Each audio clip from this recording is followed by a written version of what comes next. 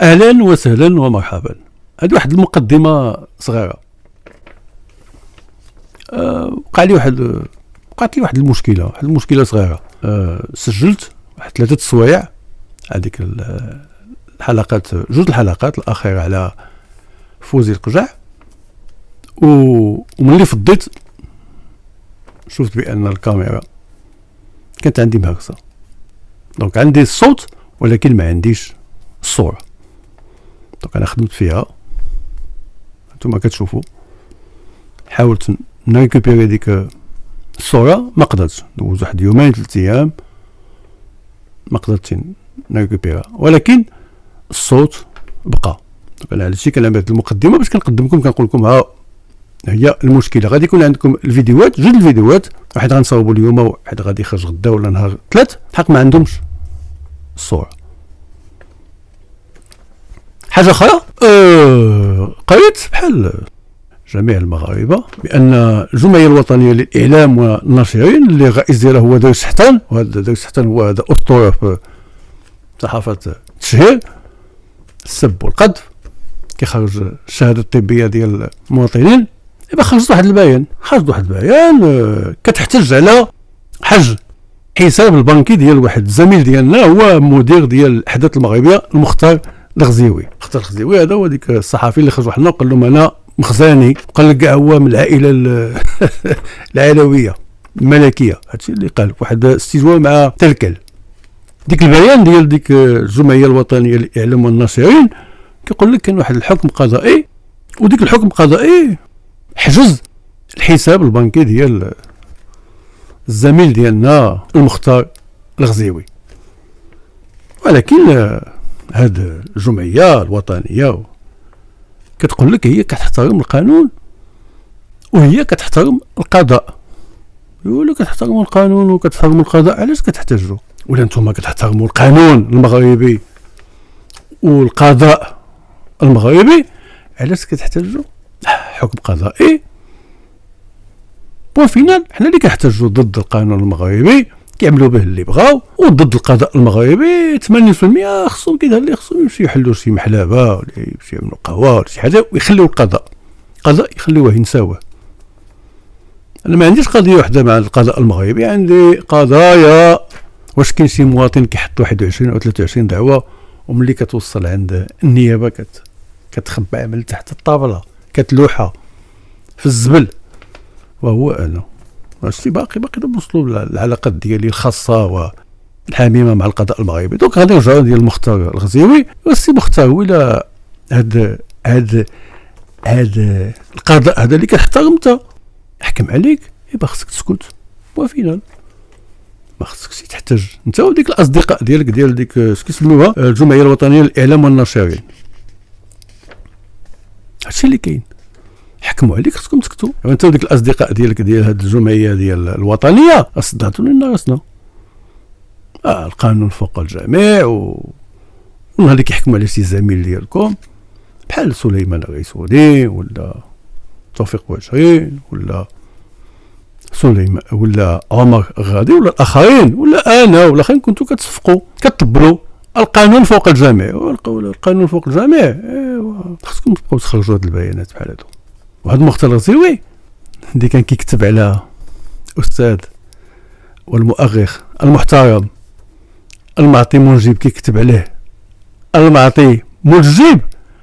ايوا انت السي المختار دابا وليتي المختار بلا حساب. واخيرا قبل ما نطلقكم هذا الفيديو الثالث على فوزي القجع، عندي واحد الخبر غادي يفرح الجميع. البنيه السريه وصلت لاسبانيا، وصلت الولايات المتحده. السي عبد اللطيف الحماموشي هو واحد صحفي مناضل مفكر، كتب واحد المقال على البنيه السريه، مجله كارنيغي. هذه واحد المجله امريكيه كيقراوها ديك المسؤولين الكبار ديال الولايات المتحده، ديك لي زونيفرسيتير، ديك المفكرين، ديك لي سياسيين، كل شيء. وكي عاود اون بارتي شنو هي البنيه السريه، شنو وقع دابا في المغرب، وشنو وقع ملي كتب المقال السي عبد اللطيف الحماموشي. كتبوا عليه شي 30 مقالات، 30 ارتيكل هاجمين عليه، كيهدوه ماشي غير كيسبوه وكيتهموه، كيهدوه بالسجن. دابا كتكتب انت واحد المقال وكيعملوا عليك حمله 30 د المقالات وكيهدوك بالسجن، وكيذكروا له بانه مشى للولايات المتحده. نعم هو كان في الولايات المتحده وتلقى مع برلمانيين امريكيين ديك الديمقراطيين، وتلقى مع مسؤولين امريكيين كاع ملي كان كيتجاول كاع في العاصمه الامريكيه في واشنطن. كانت موراه واحد السياره ما عندها حتى شي علاقه لا مع الشرطه لا مع المخابرات الامريكيه، حتى هو علم قال واحد السياره هنا كتتبعني. ملي علم حبسوا. هاد الناس هادو بغاو يعملوا في الولايات المتحده اللي كيعملوا في المغرب. لا شي ما كاينش منه. ما تنساوش بان في الولايات المتحده كان واحد القنصل، هذا القنصل قويه، القنصل في المغرب في نيويورك، هو والزوجه نتاعو. هل ارتكبوا واحد الجريمه تحكموهم هو والزوجه نتاعو. وهذا كان واحد القنصل كبير، كان سفير مكلف بالقنصليه ديال المغرب في نيويورك، وكان مقرب من القصر الملكي. حكموه هو والزوجه نتاعو. دونك الفعيل ديالكم عملوهم في المغرب، تعملوهم في الولايات المتحده ولا في اوروبا. نتوما شفتوا دابا شنو وقع في بروكسل في البرلمان الاوروبي. ودابا غنخليكم مع هذا الفيديو ديال على فوزي القجع، ومن هنا واحد يومين غنعطي هذا الفيديو الثالث، ومن هنا واحد يومين غنعطيكم الفيديو الرابع على فوزي القجع، وديك الساعات غندوزو لاشخاص اخرين. مع السلامه وتمتعوا مع راسكم. اهلا وسهلا ومرحبا. قبل ما ندخلوا في تمويل القمع من طرف القجع والبنيه السريه في المغرب، خلوني نوضح واحد النقط اللي ما فهمهمش شي خوت. الحقيقه هي هذا العمل هذا اللي كنعمل هنا كان خصو يقوم به واحد صحفي متخصص، صحفي مالي، صحفي متخصص في التحقيق وفي التمويل. هذه الخدمه خصك يكون عندك انت الفرنسيه، باسكو ديك الوثائق اللي كاينين بهادو وثائق باللغه الفرنسيه، ولكن خصك تدوزهم اللغه العربيه، ومن العربيه خصك تدوزهم من الدارجه، وهذه خدمه.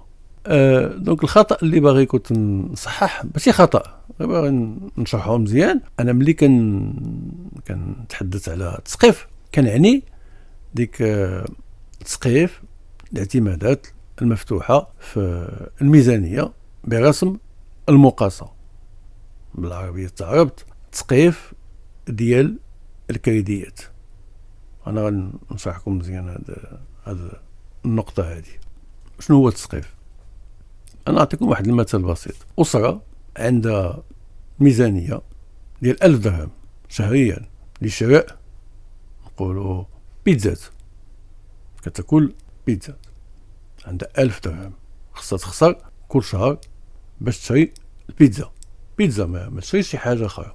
الدوله هي اللي كتدفع ديك المبلغ ديال 1000 درهم للمورد البيتزا ولا البائع البيتزا، ما كتعطيهمش العائله، كتعطيهم ديك اللي باع على البيتزا. وهاد العائله هادي خصها تخسر 1000 ديال الدرهم في البيتزا في الشهر، ولا خسرت نقولوا 1200 ديال الدرهم، كتجي الدوله وكتخلص 1000 ديال الدرهم بحال ما كتخلص في ديك 200 ديال الدرهم. هذا هو التسقيف. دونك الدوله جات وسقفت ديك الشراء ديال البيتزا كل شهر 1000 ديال الدرهم. دونك ديك 200 ديال الدرهم كتقول لهم الدوله بيناتكم بيضاوه، تفهموا بيناتكم. دونك عائله بالكيران 2013 ملي جا سقف المبلغ ديال الدعم، ما غنفوتوش واحد المبلغ معين. دونك شنو وقع؟ ملي وصل الوفاء على رأس وزارة الشؤون العامة والحكامة، طير ديك التسقيف ديال الاعتمادات، حيدو، ما بقاش. ديك الخدمة اللي كان عمل عبد الإله بن كيران جا وسقف في غشت ديك الدعم اللي كيعطيو المحروقات، جا الوفاء وحيد ديك التسقيف. دونك الوفاء كان محسوب ديك الناس أوفياء العائلة بن كيران هو الوفاء كان ديك الناس الأوفياء لشي ناس أخرين، واخا هو جاو عليهم حزب الاستقلال، هو ما كانش باغي يخرج بحزب من الحكومة، هو كان وزير ديال التربية الوطنية. وحاجة أخرى، ملي عبد الإله بن كيران جا وعمل ديك التسقيف، هو ما مشاش بعيد، هو حذف الدعم المحروقات، ولكن دعم الغاز اللي كنعرفو حنا، ديك الغاز بيطان اللي كنستعملوه حنا كاملين في العائلات ديالنا في المغرب، والذي يحتكر استيراده وتوزيعه أخنوش استمر. بقى خصكم تعرفوا نتوما بأن عزيز أخنوش عنده المونوبول ديال البيع ديال الغاز بيطان في المغرب، واخا شركات مختلفة، ولكن الغاز بيطان في المغرب ديال عزيز أخنوش. والدعم ديك الغاز بيطان عبد الإله بن كيران ما قاسوش ديك الحجم ديال الأموال العامة المحولة لفائدة أخنوش من ميزانية الدولة بتخطيط وتنفيذ من القجع، دازت، حنا كنتكلموا على الغاز بيطان، دازت من $1 مليار سنويا إلى $5 ملايير سنويا حاليا. وهنا كنتكلموا على الغاز بيطان، ما كنتكلموش على ديك المحروقات اللي كيسموها السائلة، ديك الغازوال، بنزين، الفيول والكيروزين. هادشي غير الغاز بيطان ديال عزيز أخنوش. سولو كيف انتقل هذا المبلغ من مليار إلى 5 ملايير من 2013 ل 2023. وتقولوا لي لا الثمن طلع، شوف 10 سنين ما يقدرش يفوت من مليار ل 5 ملايير. وانا غنذكركم بان هذه النفقات المؤدى من الميزانية العامة تصرف بناء على فواتير نقولوها وهمية. انا كنقول وهمية علاش؟ حتى واحد ما قدر يمشي يثبت في ديك الفاكتورات، حتى واحد. وإلا عقلتو واحد شهادة ديال الوفاء اللي كان وزير الشؤون العامة والحكامة والمديرية، المديرة ديال صندوق المقاصة، وكاع حتى درجتو رئيس مجلس الأعلى للحسابات، في واحد تصريح رسمي أمام مجلس النواب كيظهر لي في 2014، وقال لهم ما عندنا حتى شي سيطرة على فواتير المحروقات. حنا ما عارفينش واش ديك الفواتير هما هذوك ولا ماشي هما هذوك. جدو والوفاء ديك المديرة ديال ديك مكتب المقاصة كتبوا للبرلمان، قال لهم حنا ما عندنا اوكان كونترول سور ديك لا فاكتور ديال الدعم ديال المحروقات. في دولة ديمقراطية خص يكون ان غران سكوندال، خص يكون واحد سكوندال كبير. الدولة كتدفع مبالغ فلكية على أساس فواتير ما كيتحكم فيها حتى شي واحد. الدولة كتحط الفليسات على أساس تصريح. حنا كنعرفو هاد الضرائب ملي كيشكو في واحد كيمشيو لي زانسبيكتور ديال الفينانس وكيقلبوا. واحد الشركة ما كتخلص الضرائب ديالها كيمشي عند انسبيكتور دي فينانس وكيقول له باغي نشوف ديك الحسابات ديالك. وهنا ما كاين اوكان كونترول، كاين لا كونترول لا فينانسيي لا فيسكال لا والو. كيجيو هذاك ماشي غير عزيز أخنوش وهذوك ديال توتال وديال الاخرين كيقول لهم حنا خلصنا قدا وقدا، خصكم تثقوا بينا، ها هي الفاكتوره. ما وقع حتى شي حاجه. انا كيطلبوا مني نخلص واحد الضرائب، انا كيخلص واحد الضرائب كيقول لك انت كان عندك واحد اغياد وما كتخلص الضرائب هذه 6 سنين. كيفاش هادشي هذا؟ الوغ كو هما البلديه تطوان كتبت لي عندي وثيقه وكنت بينت لكم كتقول لك ما عطيكش الحق على البلديه تطوان ديال شكون اللي كان فيها واحد السي سميتو الدعمار ديال البي جي دي ديال هاد المفلسين هادو ديال الاسلاميين ديال اخر زمان. قال لك اسيدي ما نعطيوكش حنا الرخصه باش تحل واحد الغياض في تطوان. انا ما حليت والو. وكتجي دابا الدوله هاد الناس هادو اللي ما قادرينش يمشيو يعملوا الكونترول ديال ديك الفاكتورات ديال المحروقات كيجيو عندي انا وما عارفين انا ما عندي حتى شي شركه كيقول لك خصك تخلص انت الضرائب. اش من ضرائب؟ ضرائب جاو تعليمات من الرباط باش تخلص الضرائب، وانا ما عندي حتى شي شركه، وانا نتوما ما منعتوني نحل انا هذا البروجي. كيفاش غنخلص انا الضرائب على واحد لاكتيفيتي فونتوم ما كايناش؟ لا خص تخلص الضرائب. هاد الناس هادو اللي ما قدوش يمشيو يعملوا الكونترول على الفاكتورات ديال عزيزه خنوش وديال توتال وديال الاخرين باش يعرفوا واش هاد الفاكتورات صحاح ولا ماشي صحاح، كيجيو عند علي المرابط كيقولوا له خص تخلص واحد الضرائب، واخا انت ما كانت عندك لا شركه لا مشروع لا والو، المشروع ديالك حنا حبسناه لك. انا ما خدمتي نهار واحد، ساعه واحده، دقيقه واحده، ثانيه واحده ما خدمتش، تقول لي نخلص الضرائب؟ والله ما نخلصهم. عيطوا لي للبرلمان، علاش السي القجع ما بعث لياش ديك الاصدقاء ديالو ديك المفتشين ديال الماليه يجوا عندي يسولوني يقولوا لي خصنا نشوفوا الفاكتورات، ثم كتخلص الضرائب وانت صحافي وكتعطينا الدروس ديال الديمقراطيه وما كتخلص الضرائب ونشوفوا ديك الفاكتورات. اش من فاكتورات انا عندي؟ اش من اكتيفيتي انا عندي؟ انا حاضين عليا المخابرات من جهه ومن جهه، حاضي عليا المقدمين عاملين لي جوج المقدمين مكلفين بيا، حاضي عليا القائد، حاضي عليا الباشا، حاضي عليا العامل، حاضي عليا الولي، حاضي عليا لا دي اس تي، حاضي عليا لا جيد، حاضي عليا ديك الار جي، حاضي عليا الشكامه كاملين تطوان.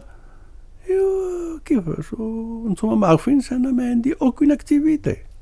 وهذاك ديك لاكتيفيتي ديال المحروقات اللي كيمشيو فيها الملاعيا وكان كونترول. علاش كان كونترول؟ باسكو هذه هي البنيه السريه، البنيه السريه كتعاون بيناتها. هذه واحد السنوات كان وقع واحد السكوندال بحال هكا ديال المحروقات في نيجيريا، محروقات ديال الفيول كذا، ولقاو واحد فلوس، واحد ما عرفت واش 8 المليار ولا 9 المليار ديال الدولار، مشاو غبروا بالحق في نيجيريا، عملوا ان ترافاي دانفستيغاسيون، عملوا تحقيق، عيطوا الناس دخلوا للحبس. الدوله ديال نيجيريا طلبات لسويسرا قالت لا كاين واحد الفلوس تما مسروقين خصهم يرجعوا نيجيريا. حنا في المغرب ما عندناش هادشي هذا. هاد الخدمه هذه اللي كنعمل انا خصو يعملها صحافي ايكونوميست فينونسي، صحافي اللي عنده لي زانسترومون. ما واش غادي يقدر هو يعملها ولا ما يعملهاش هذه حاجه اخرى. هاد الخدمه ديال ان جورناليست فينونسي هو اللي خصو يعمل هاد الخدمه هذه. المشكله هي حنا كنخافوا من القجع وكنخافوا من عزيزه خنوش. انتم شفتوا عزيزه خنوش ملي خرج هذاك اللي كان البرلماني اوروبي سابق ديك الفرنسي جوزي بوفي، خرج وقال لهم انا عزيزه خنوش كان باغي يشريني، وجا خنوش ودعاه قال لهم هيك في المحاكم الفرنسيه. انا كنعرف جوزي بوفي فلاح، رجل الباديه ماشي ديال المدينه، ديما كان ساكن في الباديه، وانا كنثق بجوزي بوفي ماشي واحد كيجي غنتكلم باش نتكلم. ولا جوزي بوفي قال لك عزيزه خنوش كان باغي يشريني، عزيزه خنوش كان باغي يشري جوزي بوفي. الصحفيين في المغرب كيخافوا من عزيزه خنوش، كيخافوا من القجع. خنوش كان مشى كاع دعا خالد الجامعي. شكون يدعي خالد الجامعي هنا بهاد البلاد هادي؟ حنا كندعيو خالد الجامعي، حنا نقدروا ننتقدوا خالد الجامعي، نقولوا خالد الجامعي خطيت ولا ما خطيتيش، نصفقوا لخالد الجامعي. حنا ما نقدروش ندعيو خالد الجامعي في المحاكم. المرحوم خالد الجامعي خنوش دعا خالد الجامعي، وابري حذف ديك الدعوه ديالو بس شي واحد قال له من الفوق، قال له شنو اش كتعمل انت؟ بالحق في المغرب ما كانش غير خالد الجامعي اللي كينتقد عزيزه خنوش، كاين واحد الصحفي مغربي جا واحد النهار وقال لهم هادشي بين القجع وبين خنوش هادو قوالب، وماشي قوالب غير في المحروقات، في المحروقات وفي شي حوايج اخرين. ملي في 2015 القجع خضع عبد الإله بن كيران اللي كان رئيس ديال الحكومه في قانون الماليه ديال ديك العام، وحط في صندوق دعم العالم القروي واحد الميزانيه تفوق 50 مليار درهم، وعمل هذا الشيء تحت إمارة شكون؟ وزير الفلاحه. شكون هو وزير الفلاحه؟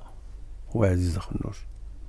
الوغ هو في وزير القجع الشاف ديالو الكبير، شكون هو؟ هو قانونيا هو عبد الإله بن كيران. خدعو، مشى القجع اتفق مع عزيزه خنوش وزير الفلاحه بلا ما يدوز من عند عبد الإله بن كيران، بلا ما يخبر عبد الإله بن كيران، وحطوا واحد 50 مليار ديال الدرهم في ديك الصندوق ديال اللي كيتكلف بديك العالم القروي. القجع مغر هاد الدعم في قانون المالية بلا ما يعلم بن كيران، ما علموش، قال هادو ما كيشوفوش ولا ما كيفهموش ولا القجع جا حط ديك الفلوس وقال غدوز كوم اون ليتر لا بوست. وناض واحد الصحفي مغربي، هو الصحفي الاول والوحيد اللي بدا كيكتب على هاد المواضيع ديال قوالب بين القجع و عزيزة خنوش. هاد الصحفي كتب واحد افتتاحية شهيرة كانت في ديك الوقت عملتها غران سكوندال، السمية ديالها هي قوالب الوزارة. كانت الجريدة خرجت في الأربع بالليل، هما كيطبعوا الجرائد بحال دابا الجرائد ديال الخميس كتطبع نهار الأربعاء، بالحق كتوزع في المغرب كامل الخميس، ولكن في الرباط وفي الدار البيضاء كتوزع في الزناقي الأربع بالليل. ونهار اللي خرجت هذه الافتتاحية الأربع بالليل، عبد الإله بن كيران قراها القوالب ديال الوزارة، كيفاش القجع جا وخدع الوزير الأول وقولبو ودوز له في الميزانية واحد الدعم اللي ما تكلموش عليه هما في ديك مجلس الحكومة. ونهار الخميس نضع عبد الإله بن كيران مشى لديك مجلس الحكومة وحيح على عزيزة خنوش، دا الجريدة دا افتتاحية ديال هذا الصحفي وقال له شنو هادشي هذا، بحال دابا الآن الإخوان الأخوات، عزيزة خنوش كرئيس الحكومة والقجع كوزير الميزانية كيصدروا مراسم بيناتهم وكيوقعوا هما جوج بيهم وكيدوزوا ديك الشيء في الجريدة الرسمية. هذا الصحفي هذا كان كيكتب على هذا الشيء، هذا المحروقات، هذه المشاكل المالية، وكان اتصل به عزيزة خنوش وحدد معه واحد الموعد، وفي ديك اللقاء قال له خنوش هذا الصحفي، قال له شوف غادي نتبرع عليك بالإشهار بلا بيبليسيتي، ولكن حبس، بقاش تكتب على المحروقات، بقاش تكتب على الدعم ديال الفلاحة. عزيزة خنوش كان في ديك الوقت كان وزير الفلاحة، بقاش تكلم على هذا.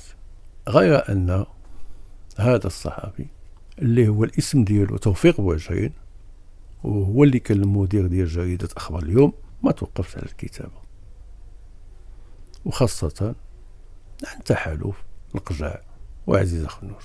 وباش انتهت القضية، هذه القضية هذه ديال الدعم ديال العالم القروي، بن كيران عبد الإله بن كيران عطى الإذن لعزيزة خنوش باش يدعي توفيق بوعشرين بناء على أوامر جات من رئيس البنية السرية فؤاد علي الحمة.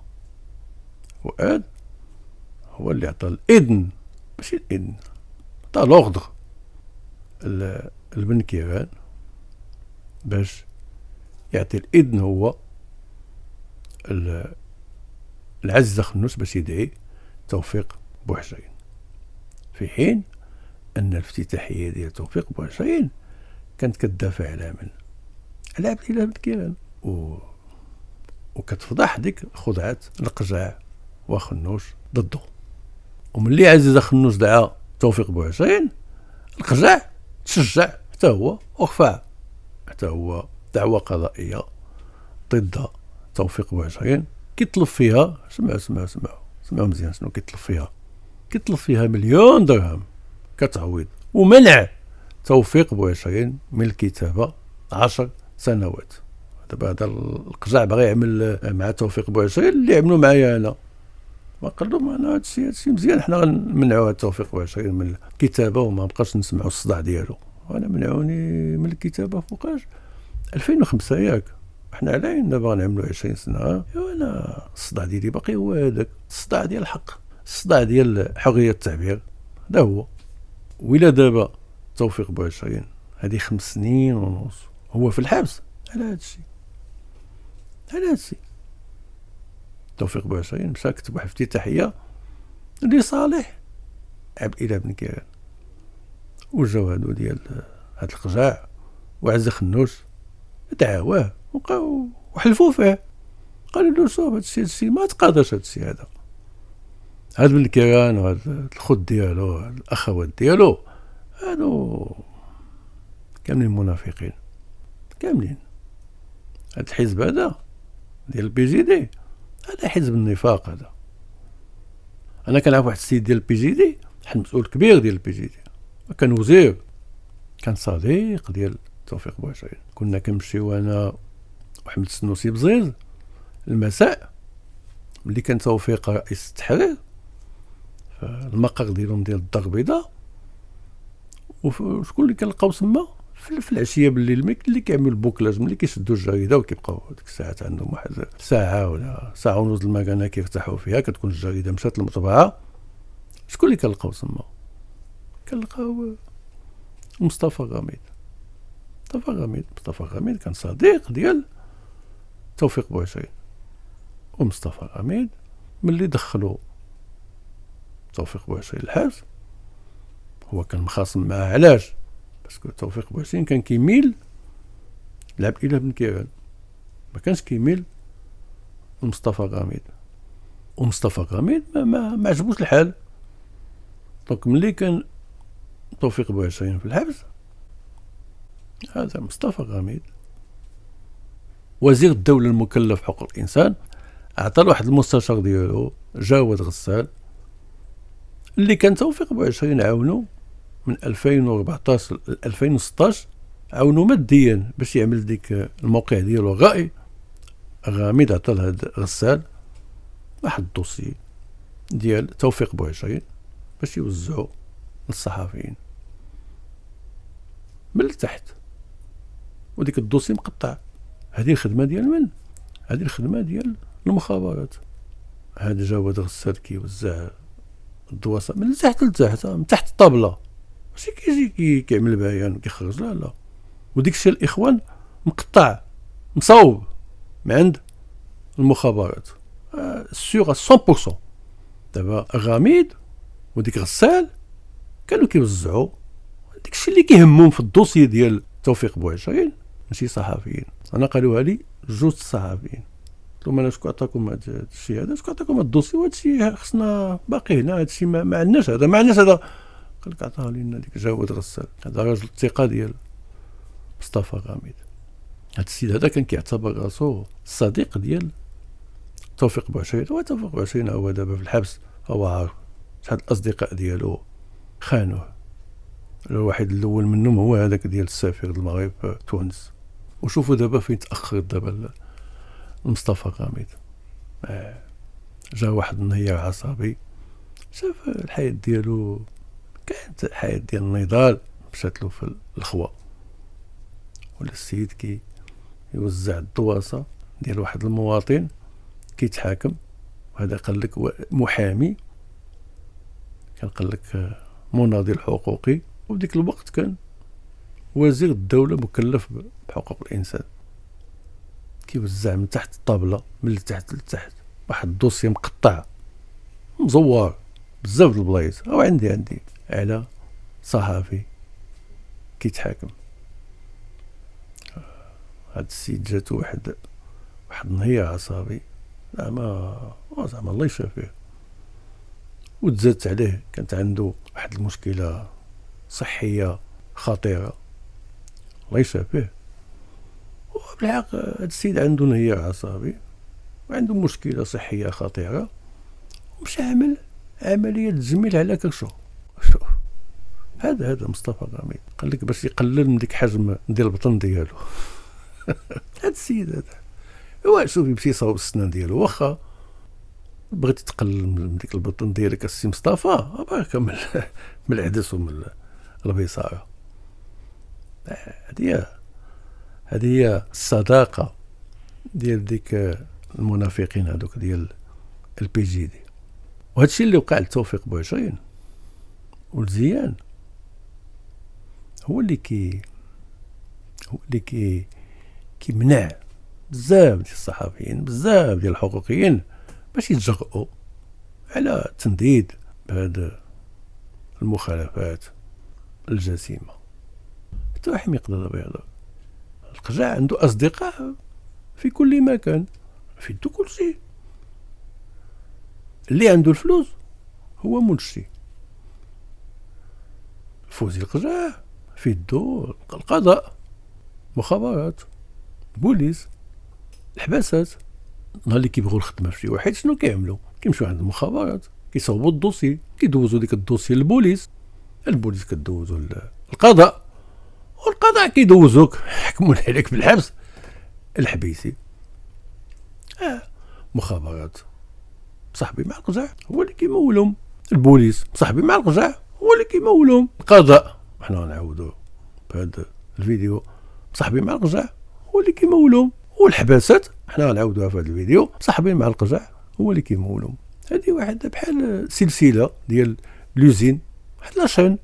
باغي الخدمه انا في توفيق بوعشرين، باغي الخدمه في استاذ زيان، باغي الخدمه في هاد الصحفيين عمر غادي، سليمان غيسوني، مخابرات كيصوبوا الدواسه كيدوزوها للبوليس. ديك البوليس كيقول لك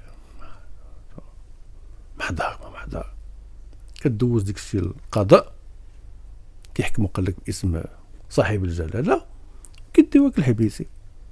هاد لاشين كامله اللي مسيطر عليها ماشي هو الشاف ديالها، حاب مسيطر عليها بس كيعطي الحبه هو فوزي القجع. الناس اللي كيراقبوا شؤون الدوله لقاو ان الموارد البشريه والماليه الموضوعه رهن اشاره الامن والمخابرات، هاد الموارد زادوا بشكل كبير ميزانيه الدوله منذ وصول القجع المديريه الميزانيه في عام 2010. هو في 2010 كان عنده الانتريم ديال مديريه الميزانيه، وفي 2011 ولا مدير ديال الميزانيه بحال عنده الانتريم. اللي كيكون عنده الانتريم شي واحد كيكون سما مؤقت، هو اللي كيكون الشاف. مخبرين، شكامه، بوليس كيزوروا مديريه الميزانيه بحال كيزوروا شي سيد. هذا القجع ولا سيد، ما عرفت واش سيدي فوزي ولا سيدي القجع ولا سيدي الهبيل. اش كنقول سيدي الهبيل؟ علاش قلت الهبيل؟ وهي نهبلت انا. لا الحقيقه هذا كاين واحد السيد سميتو سيدي سوبرمان القجع، هو اللي مسيطر على الفلوس ديال الدوله، وهذا المخزن الاقتصادي، المخزن المالي. واحد المثال اللي غادي يبين لنا بان فوزي القجع هذا بحال لا سيدي فوزي القجع، هذا السيد هذا كيمشيو كيزوروه الناس، عنده الكلمه ديالو في بزاف د الحوايج. من 2010 لدابا المناصب الماليه اللي كاينه في قوانين الماليه شهدت توظيفا ضخما عند الاجهزه الامنيه واداره السجون. شوفوا الجريده الرسميه، توظيفات السنويه اللي كانوا غير 3000 ديال المنصب سنويا، رجعوا دابا 10,000 سنويا عند من؟ الامن والمخابرات.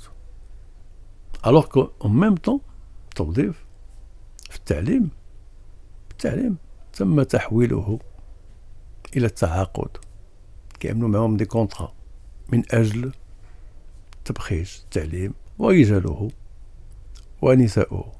مابقاش ديكشي ديال لا فونكسيوناريزاسيون، ولا دابا لو كونطرا نعمل معاك انا كونطرا عام، عامين، 3 سنين، 4 سنين، 5 سنين. الوغ كو الامن والمخابرات ما كيعملوش معاهم الكونطرا، كيدخلوهم كموظفين عندهم الصالير اسيوري توت لا في. الراجل الاخر اللي استفد من هذا الفليسات ديالكم الحق اللي كيتحكم فيهم هو فوزي القجع، هو ديك الصحراوي ديال تامك، هذاك اللي كان قلت لكم بوليزاريو وقلب الفيستا، دابا كيعطينا دروس ديال الوطنيه. تامك حصل على ميزانيات ضخمة بعشرات الملايير من الدراهم. هذا مو الحباسات. علاش؟ باش يبني 12 ديال السجون جداد باش يدخلوا عباد الله الحباسات. وهذه الميزانية اللي عطاوها للتامك باش يدخلنا حنا كاملين بين الحباسات اللي كيتكلم الحبس. هذه الميزانية اللي عطاها القجع للتامك ما حصلتش كاع عليها لا وزارة الصحة باش نقولوا تبني شي مستشفى ضد السرطان في الحسيبة، هذاك الشيء اللي كان كيندد به الزفلافي والرفاق ديالو، او لا شي وزارة اخرى باش غتبني شي جامعات في المناطق المفقرة.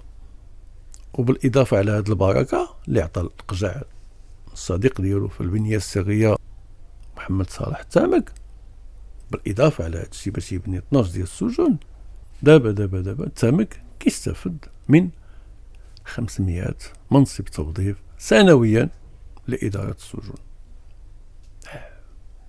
لا هادو غادي يزيدوا واحد السجون اخرى، غادي يعملوا بحال والو، يعملوا في كل مدينة يعملوا شي 3 ديال السجون ولا 4 ولا 5.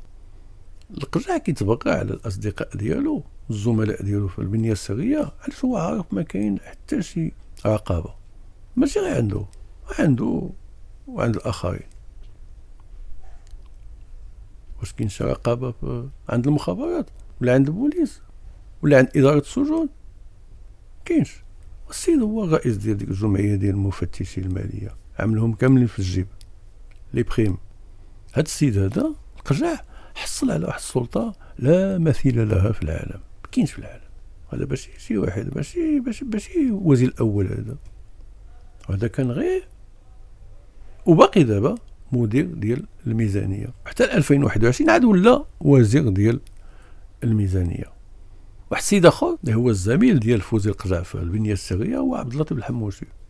دونك هاد عبد اللطيف الحموشي بتواطؤ مع القجع وبديك المباركة ديال رئيس البنية السرية حصل على واحد ميزانية ضخمة سنويا كدوز واحد البركة، مليارات ديال الدولارات تحطوا في الحسابات البنكية البوليسية من أجل بناء مركب أمني ما كاين بحالو في حتى شي دولة متقدمة. مدينة بوليسية مساحة ديالها 20 هكتار بقلب حي الرياض في الرباط، واحد البلاصة اللي كيعتبرها من ديك المواقع العقارية الأغلى اللي كاين في المغرب. هذا المركب هذا بوليسي عنده طوابق تحت الأرض، عنده دي زيتاج تحت، بحال في ديك الفيلمات كتشوفوا الفيلمات كيدخل دابا شي واحد وكيتكالى شي بوطون وكيبقى هود لتحت الارض. بحال هذا الشيء حنا كنشوفوه فين؟ كنشوفوه في الولايات المتحده، كنشوفوه في فيلمات في روسيا، نقدروا نشوفوه في فيلمات في فرنسا، ولكن في المغرب واش حنا عندنا مدينه بوليسيه في المغرب وكاين طوابق لتحت؟ شنو هذه؟ كنخافوا غواسه ولا الامريكان يلوحوا علينا شي قنبله دغيا ولا ديك الناس اللي كيتسلخوا تحت الارض ما باغينش يتسمع الصوت ديالهم.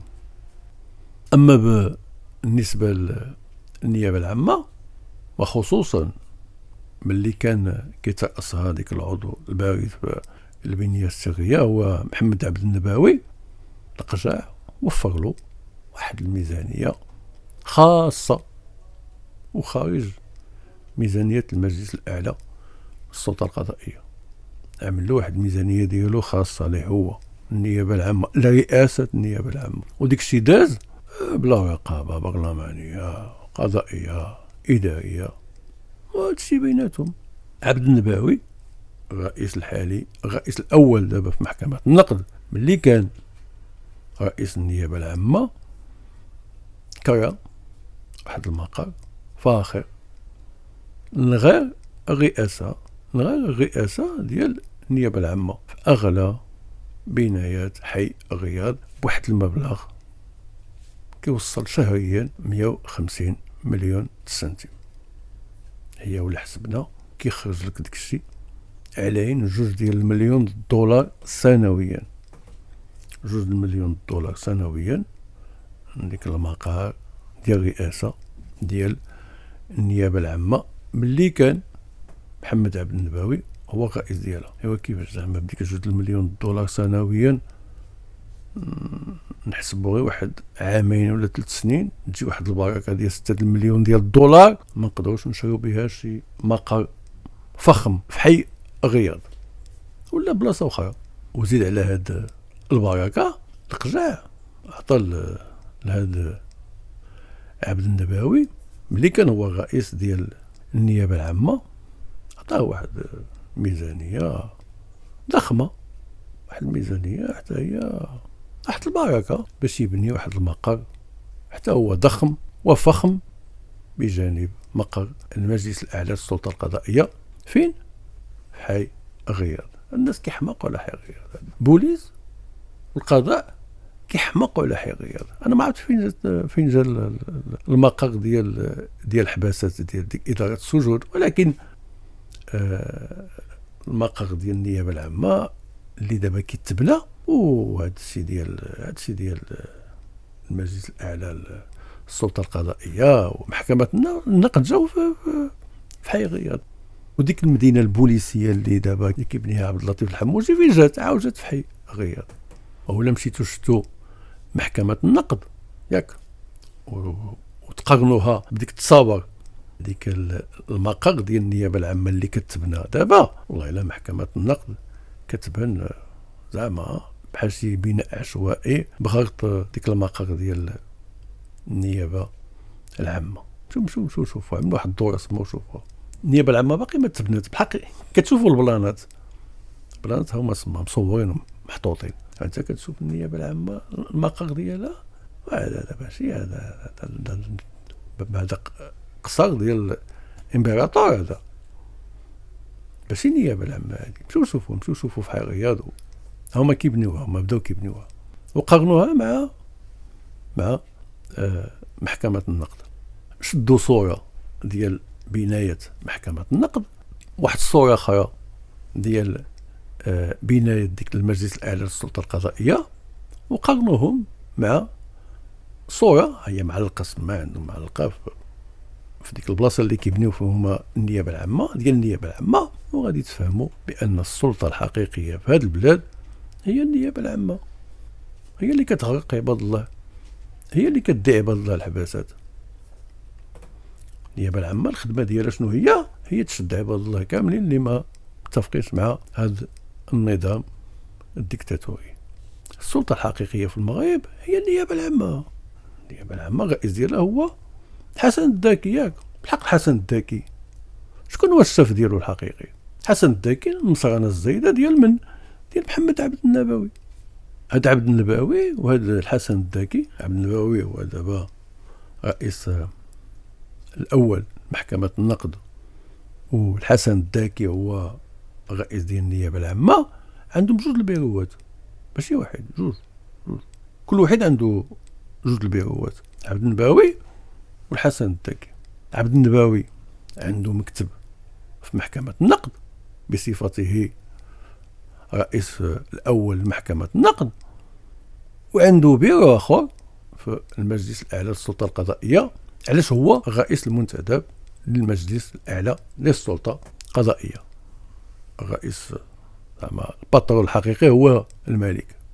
والحسن الداكي عنده مكتب في النيابة العامة، علاش هو رئيس ديال النيابه العامه، وعنده بيرو اخر في محكمه النقد، علاش هو الوكيل العام لمحكمه النقد. هو زعما واحد البيرو واحد ما قدلكمش. ياك في هذا المغرب الحبيب حنا عندنا واحد اداره السجون كتبني 12 ديال السجون جداد. عندنا واحد مدينه بوليسيه، عندنا واحد المقر جديد ديال النيابه العامه. قدم قداش اداره السجون 12 ديال السجون جداد، مدينه بوليسيه جديده، النيابه العامه شي واحد المقر غادي يكون عندها بحال واكثر كاع من البنتاغون، اكثر من البنتاغون. شوفوا التصاور اللي معلقين تما لي زاركتيكت اللي كيبنيو دابا المقر الجديد ديال النيابه العامه. هذا شنو كيبين لك؟ هادشي هذا كيبين لك المغرب دوله بوليسيه، دوله بوليسيه. وهو هذا. في الفيديو المقبل ان شاء الله غادي نتكلموا على الامتيازات الممنوحه للقجع. القجع خدام مزيان البنيه السريه. ايوا خصها البنيه السريه خصها تهلا فيه، خصها تدفع له واحد المقابل. هادشي اللي غنعاود انا في الفيديو المقبل. الى اللقاء، مع السلامه.